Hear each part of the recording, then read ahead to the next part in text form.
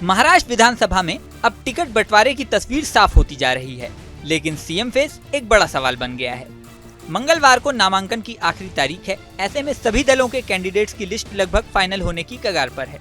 एक तरफ महायुति ने दावा किया है कि उनके टिकट बंटवारे की तस्वीर लगभग फाइनल है, वहीं महाविकास अघाड़ी ने भी ये सोमवार को दावा किया कि 95% सीटें लगभग फाइनल हो चुकी हैं। सिर्फ कुछ सीटें बाकी हैं जो फाइनल होने वाली हैं। लेकिन अब एक अहम सवाल उठ रहा है, वो सवाल है सीएम का। इस समय महाराष्ट्र में महायुति गठबंधन की सरकार है और एकनाथ शिंदे सीएम हैं। बीजेपी के सीनियर लीडर देवेंद्र फडणवीस इस समय डिप्टी सीएम हैं। हालांकि ये महत्वपूर्ण बात है कि एक समय देवेंद्र फडणवीस खुद सीएम थे। 31 अक्टूबर 2014 से 12 नवंबर 2019 तक देवेंद्र फडणवीस सीएम रह चुके हैं। अगर महायुति को जीत मिलती है तो क्या इस बार कुछ बदलाव होगा? क्या देवेंद्र फडणवीस फिर से सीएम बन सकते हैं? देवेंद्र फडणवीस और एकनाथ शिंदे के अलावा क्या कोई तीसरा चेहरा देखने को मिल सकता है? ये सारे सवाल इस समय चर्चा में हैं। इन सवालों का जवाब खुद देवेंद्र फडणवीस ने दिया है। महायुति गठबंधन के सीएम चेहरे को लेकर महाराष्ट्र के उप मुख्यमंत्री देवेंद्र फडणवीस ने रिएक्शन दिया है। सोमवार को एक संस्थान के कॉन्क्लेव में उन्होंने शिरकत की, जहां पर उनका इंट्रोडक्शन कराते हुए कहा गया कि बहुत से लोग इन्हें सीएम समझते हैं। इसी के साथ नेक्स्ट सीएम को लेकर भी सवाल खड़े हो गए।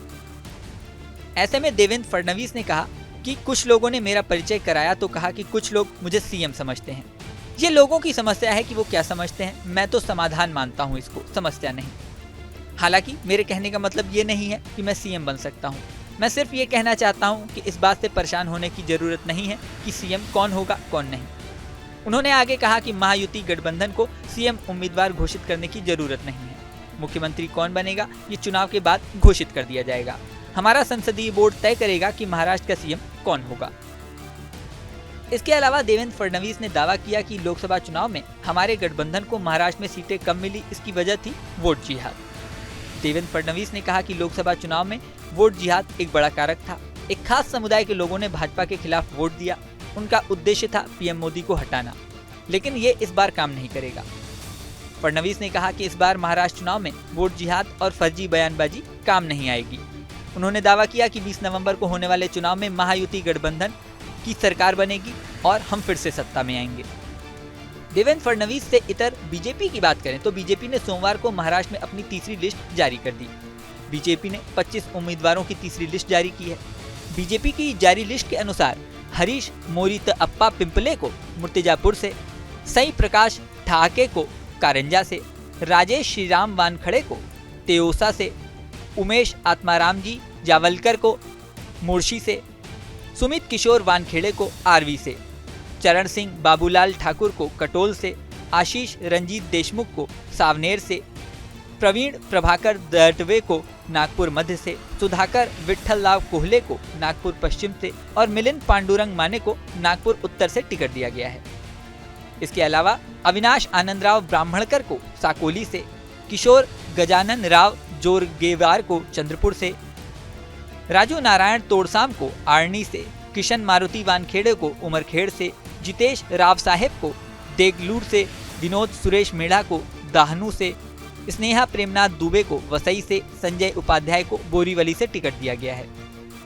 भारती हेमंत को वर्सोवा से, पराग किशोर चंद्र शाह को घाटकोपर पूर्व से, सुरेश रामचंद्र धस को आष्टी से, अर्चना शैलेश पाटिल को लातूर शहर से, राम विठ्ठल सतपुते को मालसीएस से, मनोज भीमराव घोरपड़े को कराड़ उत्तर से और संग्राम संपतराव देशमुख को पलूस कड़ेगांव से टिकट दिया गया है।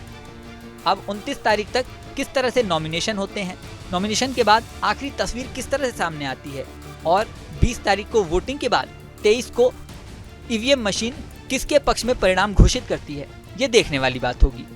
इस वीडियो में फिलहाल इतना ही, लेकिन जाने से पहले सबसे जरूरी बात, हमारे चैनल न्यूज नेशन को आपने अगर सब्सक्राइब नहीं किया है तो सब्सक्राइब कर लें। इसी के साथ स्क्रीन पर दिख रहा बेल आइकन प्रेस कर दें, जिससे हमारे नए नए वीडियोस की नोटिफिकेशन आपको मिलती रहे।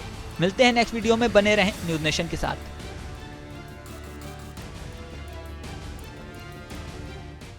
न्यूज नेशन अब व्हाट्सएप पर खबरों की ताजा अपडेट के लिए न्यूज नेशन के इस क्यूआर कोड को स्कैन करें।